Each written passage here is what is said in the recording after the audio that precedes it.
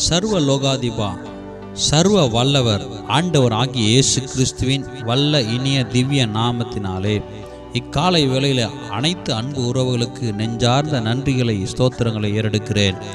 இன்றைய திருவார்த்தை 1 நாளாகமம் 29:16.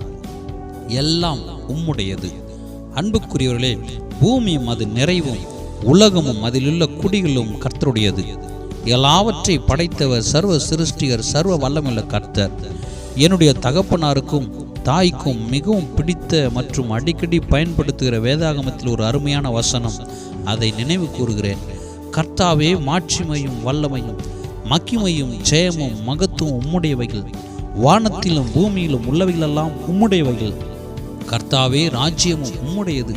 தேவரீர் எல்லோருக்கும் தலைவராய் உயர்ந்திருக்கிறீர். ஐஸ்வர்யமும் கனமும் உம்மாலே வருகிறது. தேவரீர் எல்லாவற்றையும் ஆளுகிறவர். உம்முடைய கரத்திலே சத்துவமும் வல்லமையும் உண்டு. எவரையும் மேன்மைப்படுத்தவும் பலப்படுத்தவும் உம்முடைய கரத்தினால் ஆகும். ஆம், இதை இந்த அடியேன் சிறு வயதிலிருந்து பார்த்தேன், கேட்டேன். இன்று இந்த அருமையான வார்த்தை, தேவனுடைய வல்லமையான சகலத்தையும் உள்ளடக்கிய வார்த்தையை அடியேன் பயன்படுத்துகிறேன். ஆம், எனக்கு அன்பானவர்களே, எல்லாம் கர்த்தருடையது. சர்வத்தையும் ஆளுகிற எஜமானர், பரம குயவன், வானங்களும் வானாதி வானங்களும் கொள்ளாத தெய்வம், அவருடைய கரத்தில் எல்லாம் இருக்கிறது.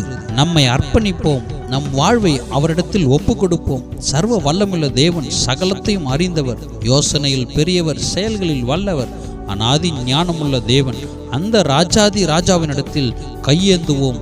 அவர் இல்லை என்று சொல்வதில்லை. வானத்திற்கும் பூமிக்கும் சர்வத்திற்கும் அதிகாரமுள்ள தேவனை உறுதியாய் பற்றி கொள்வோம். வாழ்வளிக்கும் தெய்வத்தினிடமிருந்து அத்தனை ஆசீர்வாதங்களை பெற்றுக்கொள்வோம். அவரை தினமும் உயர்த்துவோம். நம்மை தரை மட்டும் தாழ்த்துவோம். நான் இல்லை, கிறிஸ்து உயரட்டும், அவர் நாமம் பரவட்டும். எல்லா புகழும் இயேசுவுக்கே. எல்லாம் கர்த்தருடையது. ஆமென்.